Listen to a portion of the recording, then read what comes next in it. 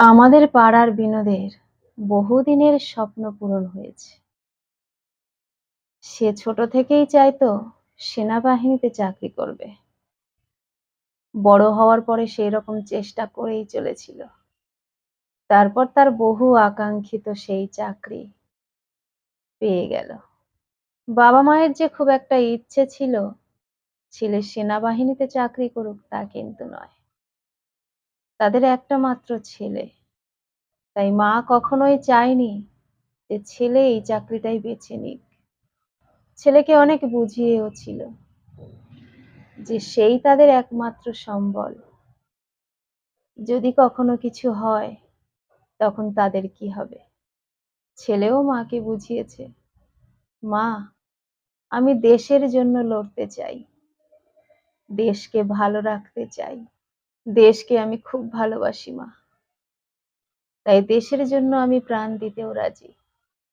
তুমি একজন সৈনিকের মা, তুমি গর্ব করো যে তোমার ছেলে দেশের জন্য লড়ছে, তাতে তার প্রাণ যায় যাবে, তবু দেশকে সে রক্ষা করার চেষ্টা করবে। এই বলে ছেলে তার মাকে বোঝাতো। তাই অগত্যা মায়ের রাজি না হয়ে কোনো উপায় ছিল না। তারপর যখন চাকরিটা সত্যি সত্যি ছেলে পেল, বাবা মা খুব খুশি হয়েছিল। তারপর একদিন সেই সময়টা এলো, ছেলেকে বিদায় দিতে হবে। ছেলে দেশকে রক্ষা করার কাজে চলেছে, তাই বাবা মা প্রাণ ভরে আশীর্বাদ করলো ছেলেকে। ভালোই কেটে যাচ্ছে। যখনই ছুটি পায় ছেলে চলে আসে। বাবা মাও বেশ সুখে আছে।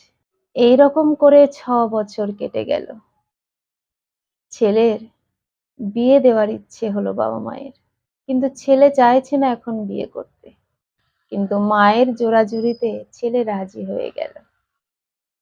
বিনোদ ফোনে জানালো মাকে, মা ২-১ দিনের মধ্যে তাহলে আমি যাচ্ছি, একটা ছুটি পাবো। তুমি তাহলে সবকিছু রেডি করে রেখো, আমি গিয়েই তাহলে মেয়ে দেখতে যাব। তারপর আমাকে তাড়াতাড়ি ফিরে আসতে হবে মা। মা বলল, ঠিক আছে বাবা, তুই তাই আয়, তোর বাবা কথা বলে সব ব্যবস্থা করে রাখবে। যেদিন ছেলের আসার কথা ছিল সেই দিন ছেলে ঠিক মতো এসে পৌঁছলো না। বাবা মায়ের চিন্তায় ঘুম নেই। বারবার ফোন করা সত্ত্বেও ছেলে ফোন তুলছে না। তারপরে একটা আননোন নাম্বার থেকে ফোন এলো।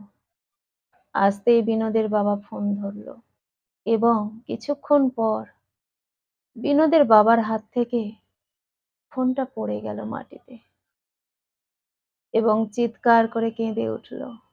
বিনোদের মা তার স্বামীর এইরকম কান্না শুনে রান্নাঘর থেকে দৌড়ে এলো। তার স্বামীকে জিজ্ঞেস করতেই কোনো মতে বিনোদের বাবা তার ছেলে হারানোর শোক সংবাদটা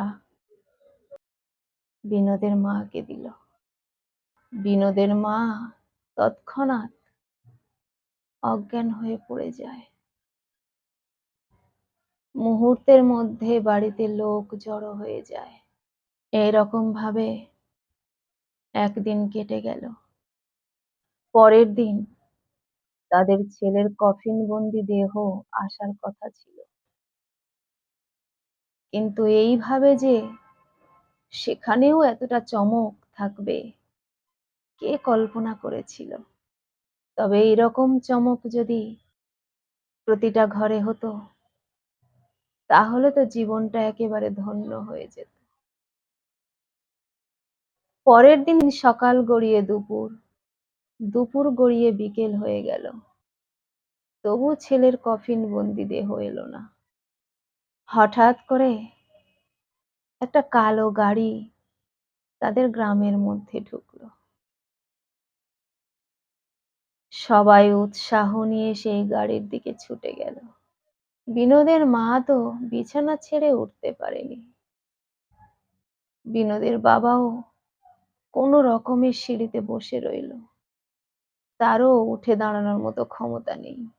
কালো গাড়ি থেকে যে মানুষটা নেমে এলো তাকে দেখে তো পাড়ার সকলেই হতবাক। এ কি করে সম্ভব?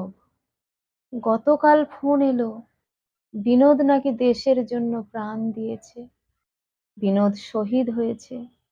কিন্তু এ তো জলজ্যান্ত বিনোদ। পাড়ার সকলেই আনন্দে উৎফুল্ল হয়ে উঠল। কান্নার রোলের জায়গায় আনন্দের বন্যা বয়ে গেল। সবাই বিনোদকে কাঁধে তুলে নাচতে শুরু করলো।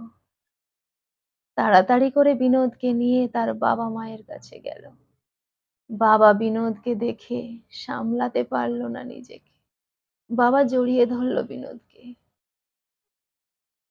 বলল, বাবা, তবে যে ফোনটা আমি কালকে পেলাম সেটা কি ব্যাপার, আমি তো কিচ্ছু বুঝতে পারছি না বাবা।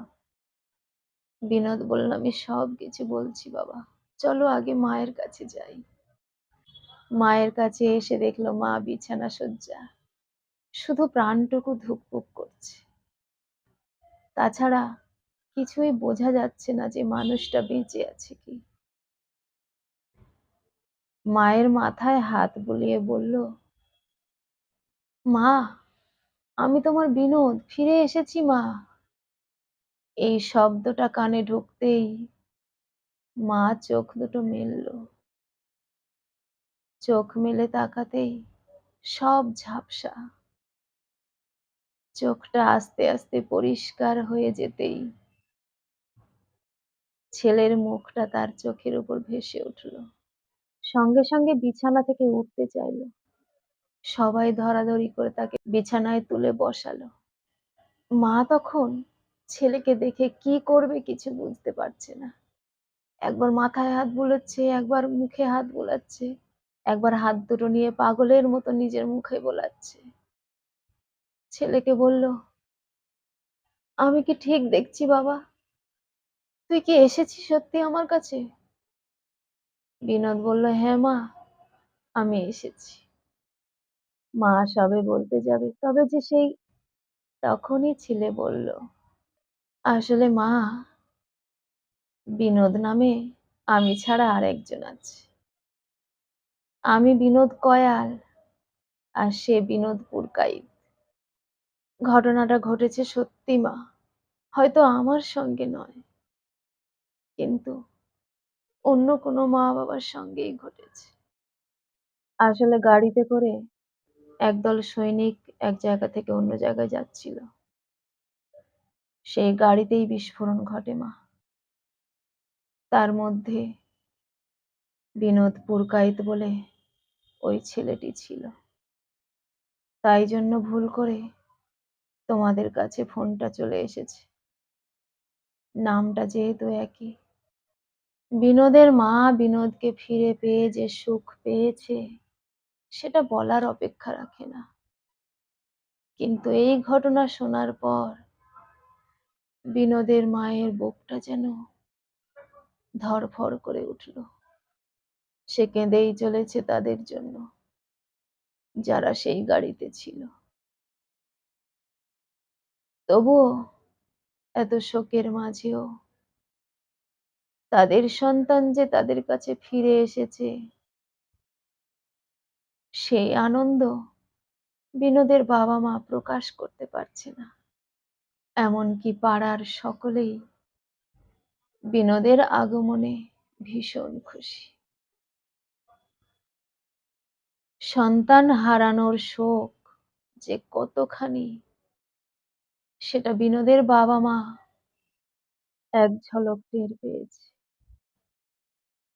কিন্তু সন্তান হারানোর খবর পাওয়ার পরেও যখন সন্তান জলজ্যান্ত ভাবে ফিরে আসে বাবা মায়ের কাছে, সেই আনন্দের যে কি সুখ বিনোদের বাবা মা উপলব্ধি করেছে। হারানো সন্তান ফিরে পাওয়ার যে কত আনন্দ, কত শান্তি, তা বিনোদের বাবা মায়ের মতো যেসব বাবা মায়েরা আছে তারা ছাড়া কেউ বুঝবে না, কেউ অনুভবও করতে পারবে না। কলমে ও কণ্ঠে, সোমা।